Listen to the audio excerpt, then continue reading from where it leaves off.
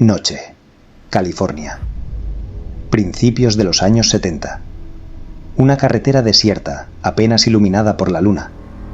En la oscuridad se ve la figura de una joven. Levanta la mano, esperando que alguien se detenga. De repente, a lo lejos, se encienden los faros. Un enorme coche se aproxima lentamente, los neumáticos chirrían sobre el asfalto. El vehículo se detiene junto a ella. Al volante, un hombre alto, con una sonrisa amable y mirada cálida. Extiende la mano hacia la puerta y la abre. «Súbete, te llevo», dice con voz tranquila. La joven duda solo un instante. Su voz le inspira confianza. Su rostro parece sencillo, abierto, incluso tímido. Ella se sube al coche. La puerta se cierra. Segundos de silencio. Los faros iluminan nuevamente la carretera. El coche se adentra en la noche. Ella no sabía que ese sería su último viaje. Él parecía un gigante amable, pero dentro de él vivía un monstruo. Su nombre era Edmund Kemper. Siempre parecía amable, grande, alto, pero sonriente. Los vecinos lo llamaban Ed Amigable. Nadie podía imaginar lo que escondía. California, 1972. Santa Cruz. Un pueblo universitario lleno de jóvenes, risas y música. Los estudiantes vivían libres.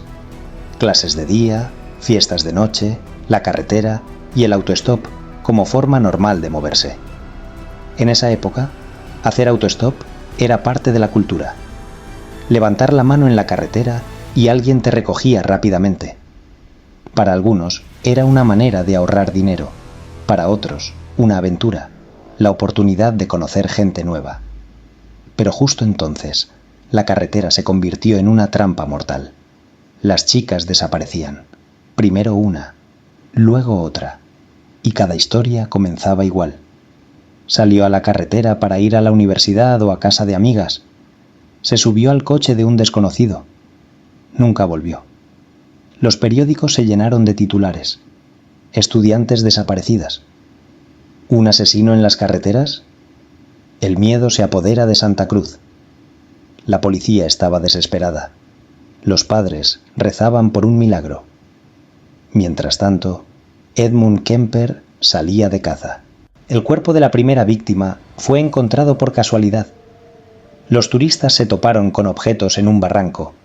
Zapatos, un bolso, trozos de ropa. Luego, los restos. La policía llegó al lugar y vio lo que se repetiría una y otra vez.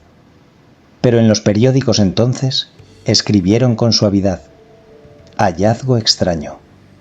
Sospecha de asesinato. Las autoridades no querían asustar a los estudiantes, pero el pánico crecía. Escuchábamos rumores. Decían que había algún asesino que viajaba por las carreteras y recogía chicas, pero la policía lo negaba. Decían, no entren en pánico. Todo está bajo control, y nosotros ya sabíamos, algo horrible estaba pasando. El camper cazaba de noche. Su coche se convertía en una trampa. Primero hablaba. De manera fácil, relajada, hacía preguntas sencillas. Le gustaba que las chicas se relajaran, que pensaran que él era solo un conductor amable. Y luego, algo dentro de él hacía clic. La risa, la charla, desaparecían. Su rostro se volvía pétreo. Sus manos se convertían en tenazas de acero. Los asesinatos eran brutales.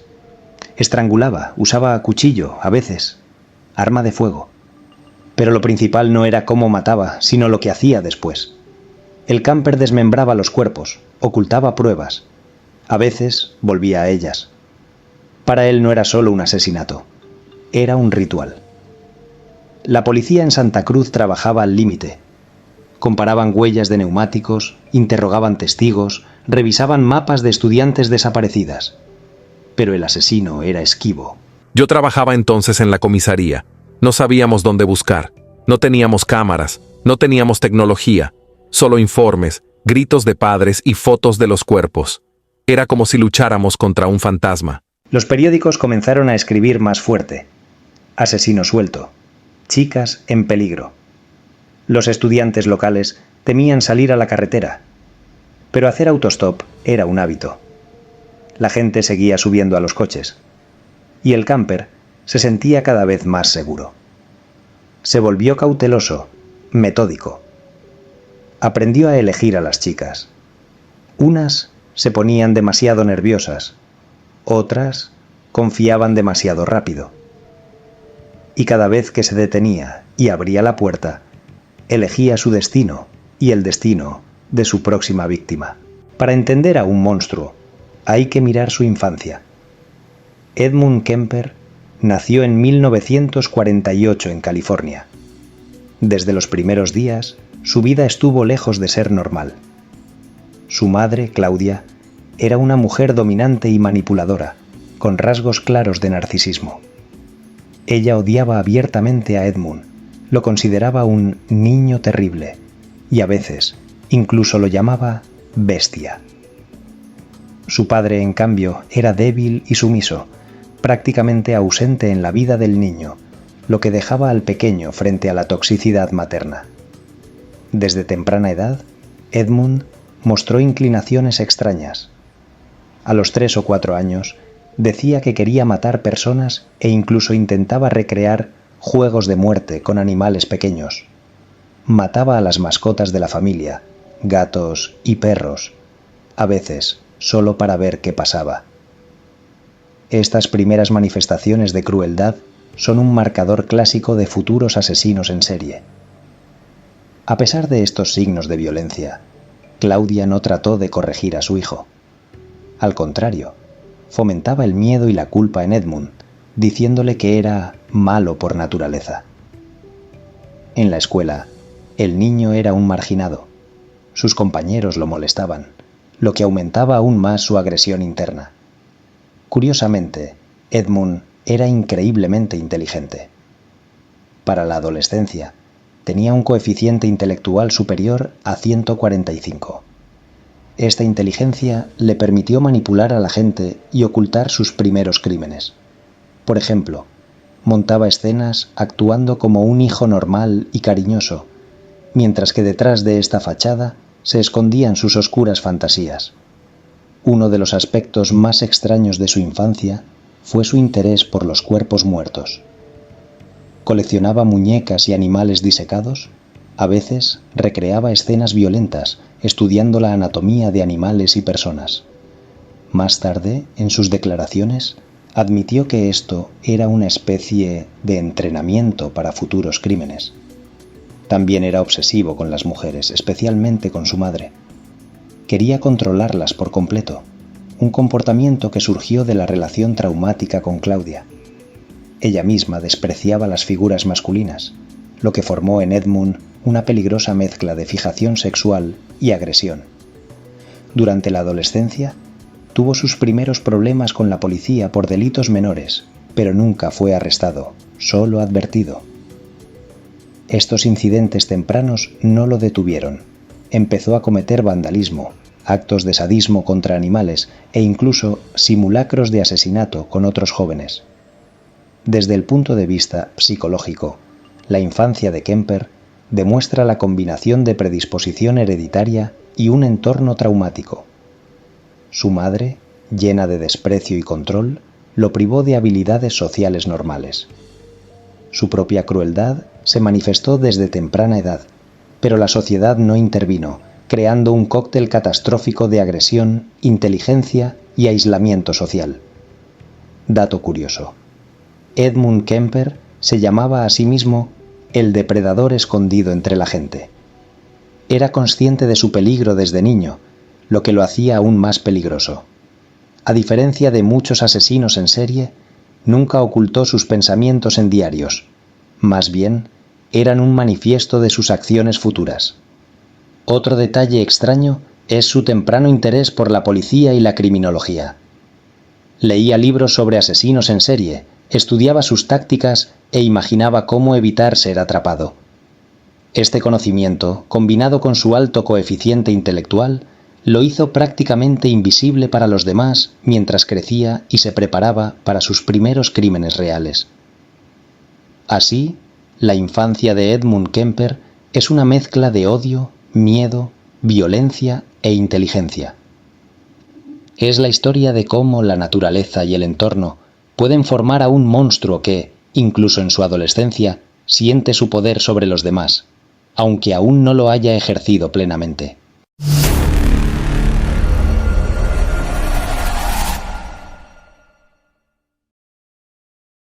Para entender cómo un adolescente se convirtió en asesino, hay que volver a 1964. Edmund Kemper tenía entonces solo 15 años. Era un muchacho alto y torpe que ya alcanzaba casi los 2 metros de estatura. Su mente, con un coeficiente intelectual superior a 140, se combinaba con una frialdad cruel y fantasías extrañas. En aquel tiempo, su madre envió a Edmund a vivir con sus abuelos maternos, en una zona rural de California. Parecía que este cambio debía darle al adolescente tranquilidad, la vida en el campo, la sencillez, el silencio. Pero dentro de él ya fermentaban pensamientos oscuros. Su abuela, Maud Kemper, era una mujer estricta y autoritaria. Al igual que la madre de Ed, tenía la costumbre de menospreciarlo. A menudo discutía con él, controlaba su comportamiento y le prohibía leer cómics y libros de guerra, que tanto le gustaban. No comprendía que para Edmund, aquellas historias no eran un simple pasatiempo, sino combustible para sus fantasías sombrías. En agosto de 1964, la tensión alcanzó su punto máximo. La mañana en la casa comenzó como de costumbre. La abuela estaba sentada en la cocina trabajando en sus escritos. Era escritora y publicaba en revistas. Edmund, en su cuarto, acumulaba dentro de sí rencor, ira y el deseo de demostrar poder. Tomó la escopeta de caza que su abuelo solía usar, bajó a la cocina y, sin decir una palabra, disparó contra su abuela. Primero en la cabeza, luego en la espalda, como si quisiera asegurarse de que realmente estaba muerta. Ese fue el momento en que sus fantasías de poder y asesinato se hicieron realidad. Más tarde confesó que no la mató por odio, sino para saber qué se siente al matar a una persona. Unos minutos después, el abuelo, Ed Kemper Sr., regresó a la casa tras trabajar en el jardín. No sospechaba lo que lo esperaba dentro. Cuando entró, Ed ya estaba preparado. El adolescente le disparó de inmediato en la entrada. Un detalle inquietante. Kemper declaró después que no mató a su abuelo porque lo deseara, sino porque temía que viera el cuerpo de su esposa y sufriera. En otras palabras, justificaba su segundo asesinato como un acto de compasión, aunque en realidad fue otro paso frío en su cadena de crímenes. Tras el doble asesinato, el muchacho se quedó desorientado, pero no por mucho tiempo. Su lógica fría se activó enseguida. Ocultó los cuerpos y llamó no a la policía, sino a su madre. Fue a ella a quien confesó lo ocurrido y preguntó qué debía hacer. Su madre insistió en que llamara a la policía. Cuando llegaron los agentes, Edmund no opuso resistencia. Relató tranquilamente lo sucedido e incluso explicó su motivo. Solo quería saber qué sentiría al matar a alguien. Esa sinceridad dejó impactados a los investigadores. Al final, el adolescente fue declarado peligroso y enviado al Hospital Psiquiátrico de Atascadero para menores delincuentes. Allí pasó varios años, conversando con psiquiatras, aprendiendo de otros internos y perfeccionando aún más su capacidad de manipulación.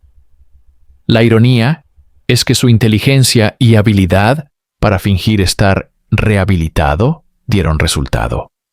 Al cabo de unos años, lo liberaron, considerándolo seguro para la sociedad. Pero esa decisión fue fatal, pues a Kemper lo esperaban crímenes mucho más terribles.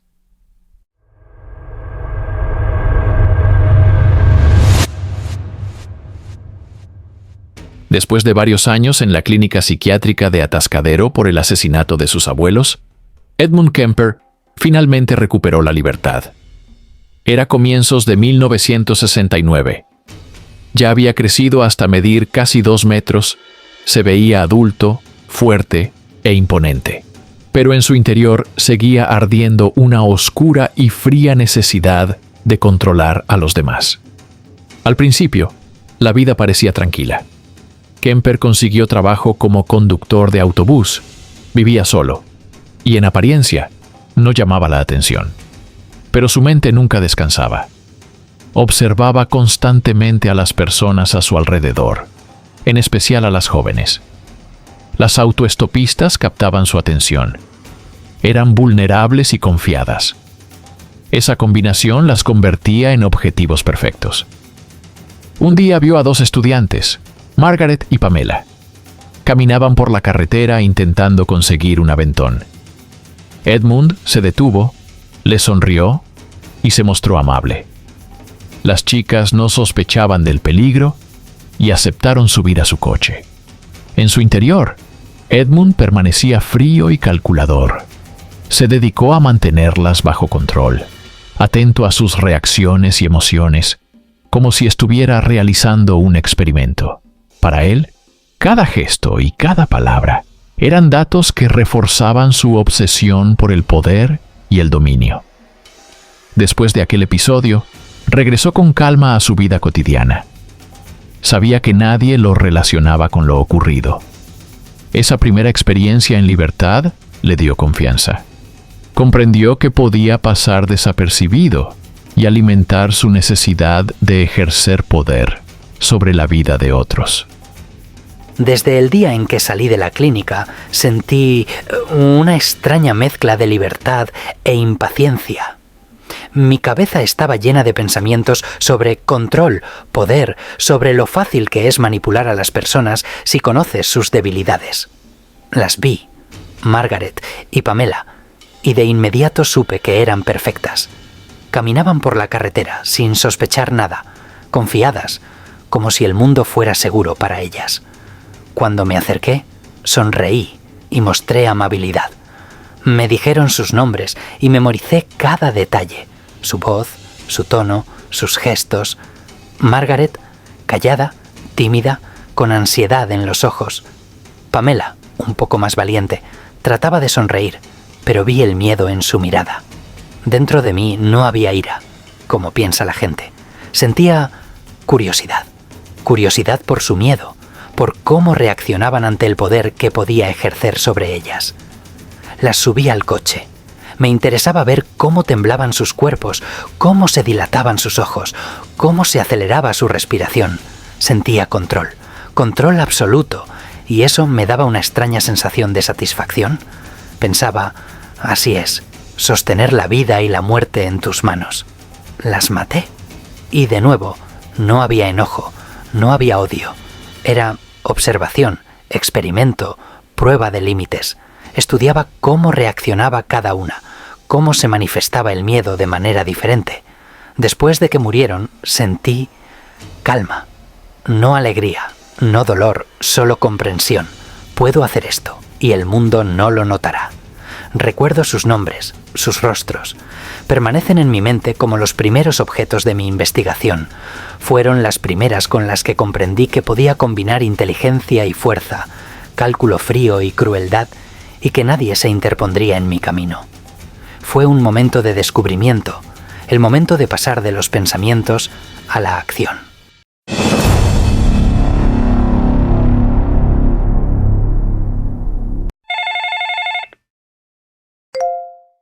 Mi hija no ha vuelto de la escuela de ballet. Se suponía que llegaría hace una hora.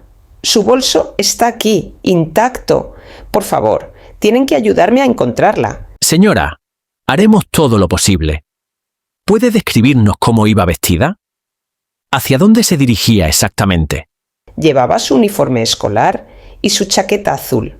Siempre toma el mismo camino. No entiendo. Mientras los oficiales salen a investigar, uno de ellos comenta con su compañero. Recorremos las calles, preguntamos a los vecinos. Por ahora no hay pistas. Parece un caso de niña desaparecida, sin señales de violencia. Pero debemos actuar rápido. La madre de Aiko espera en su casa, con el corazón latiendo aceleradamente.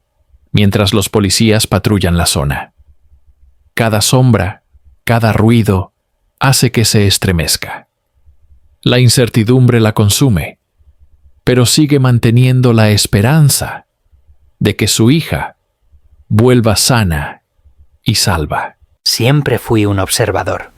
Las personas son como libros, páginas que puedes pasar, estudiar y a veces cerrar si se vuelven demasiado difíciles de soportar. Estaba solo, pero no me sentía solo. Era un observador. El 14 de septiembre de 1972 conducía por la carretera cuando la vi. Una niña de 15 años, con el cabello largo y negro, con uniforme escolar. Estaba de pie al borde del camino, sosteniendo su bolso. Me detuve. ¿A dónde vas?, pregunté. A la escuela de ballet, respondió ella, sin sospechar que ese camino sería el último. Se subió al coche. Hablamos un poco sobre la escuela, sobre la vida. Escuchaba su voz, su risa. Todo parecía tan normal. Pero dentro de mí algo se movía, algo oscuro. Conduje hacia un lugar donde nadie nos viera. Allí me detuve. Saqué el arma. Ella se asustó. Le dije que no gritara. No tuvo tiempo de reaccionar. Disparé. Después de eso, todo se volvió como una niebla. Llevé su cuerpo a casa. Allí hice con ella lo que hice antes. Luego la decapité, como lo había hecho anteriormente.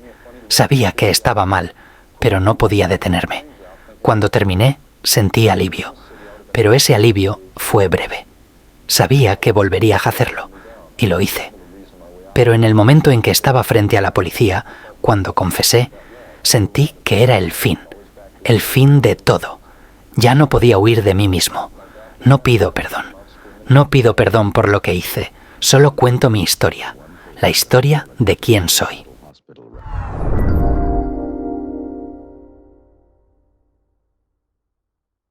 En Santa Cruz, California, a principios de la década de 1970, existía un bar llamado Jury Room, ubicado en el 712 de Ocean Street.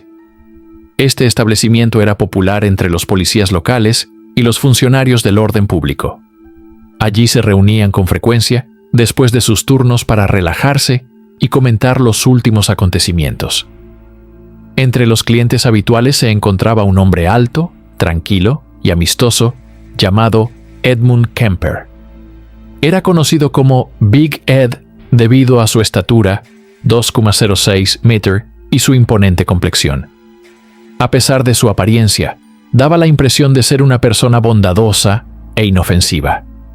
Kemper solía sentarse en la barra, tomar cerveza y entablar conversaciones con los policías. Era inteligente, carismático y sabía mantener una conversación, lo que le permitía integrarse fácilmente en el grupo. Sin embargo, ninguno de los presentes sospechaba que este hombre era un asesino en serie, que ya había cometido varios crímenes atroces. Disfrutaba del hecho de poder observar las investigaciones de sus propios delitos sin levantar la menor sospecha. En ese tiempo, en la ciudad, se registraba una serie de desapariciones de jóvenes mujeres.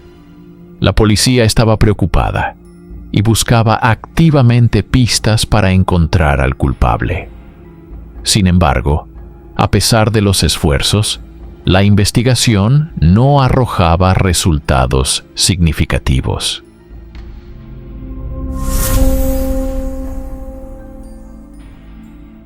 Y así llegó el día más esperado para Kemper.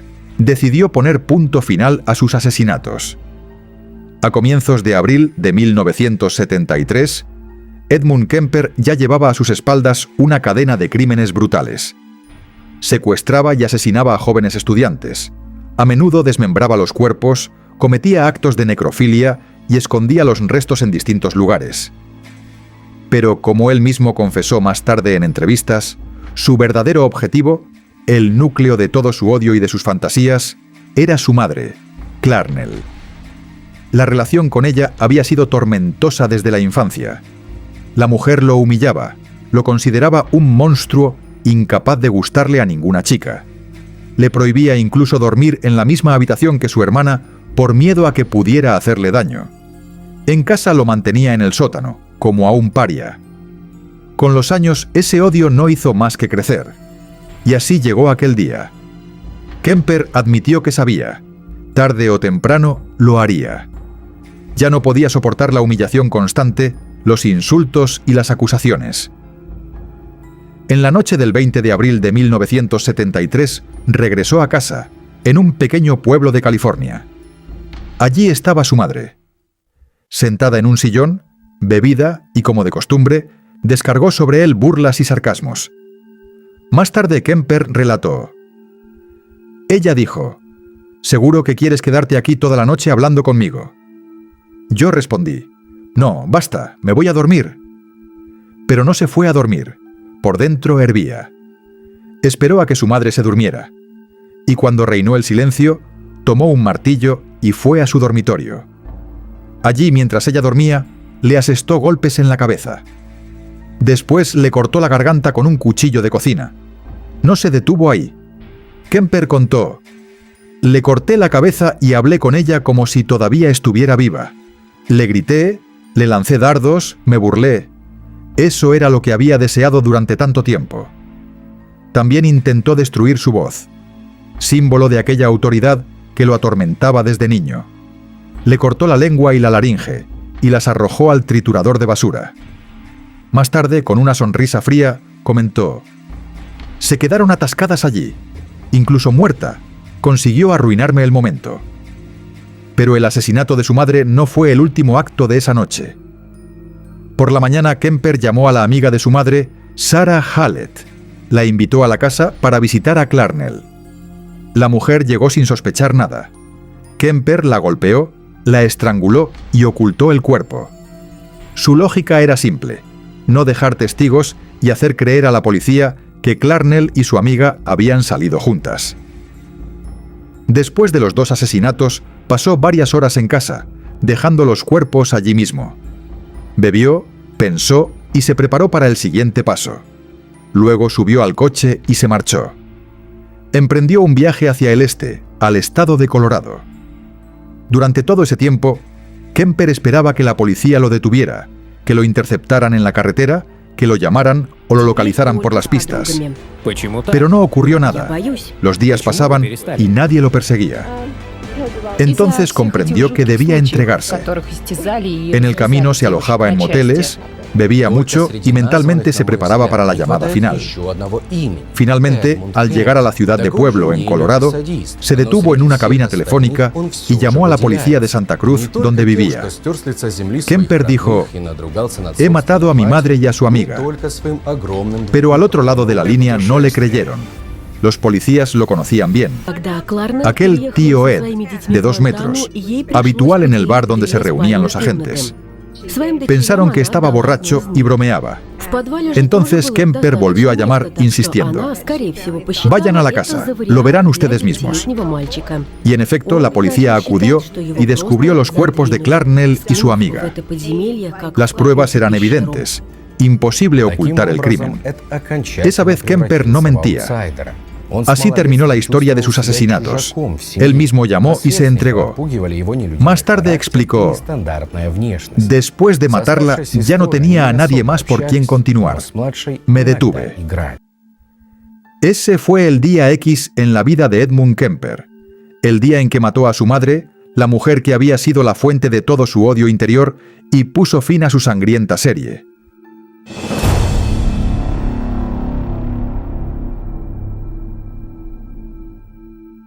Muchos investigadores coinciden en que la verdadera y principal víctima de Edmund Kemper no fue esa larga cadena de jóvenes estudiantes, sino su propia madre, Clarnell. Todo lo que hizo hasta abril de 1973 parecía una preparación, un ensayo antes del acto decisivo. Todos los demás asesinatos no fueron más que ecos de su guerra interna, una guerra que llevaba librando desde la infancia. Precisamente su madre simbolizaba para él la fuente de humillación, control y dolor. Cuando la mató, el propio Kemper confesó: «Ya no había por quién continuar». Ese fue el punto final de sus asesinatos, pero no de su vida. Desde un punto de vista psicológico, la historia de Kemper es un ejemplo de cómo un trauma infantil no resuelto puede transformarse en un monstruo. Las humillaciones, la violencia emocional y la frialdad de su madre desembocaron en terribles crímenes, en los que el propio Kemper confesaba casi sin emociones, como si hablara de algo cotidiano. Y lo más sorprendente, no se trata de una invención ni de una película de ficción, sino de una historia absolutamente real. Edmund Kemper sigue vivo. Cumple cadena perpetua en una prisión de California. Con el tiempo encontró un camino en la religión, colabora en trabajos para otros reclusos y, según algunos testigos, incluso graba libros para programas de audio destinados a personas ciegas. Pero su nombre quedará para siempre como un símbolo del horror escondido tras la apariencia de un gigante amable, con el que los propios policías solían compartir tragos en un bar. Y aquí está la gran pregunta: ¿qué opinan ustedes de él? ¿Fue producto de su madre y de su cruel crianza? ¿O eligió este camino por sí mismo y sus actos no pueden justificarse bajo ninguna circunstancia? Escriban su opinión en los comentarios. Es importante debatirlo. Den like si quieren más historias como esta, sobre las páginas más oscuras de la historia criminal. Y por supuesto, suscríbanse para no perderse los próximos videos. Aún quedan muchas historias aterradoras y a la vez fascinantes por contar. Gracias por acompañarme hasta el final. Cuídense ustedes y a sus seres queridos. Y hasta pronto.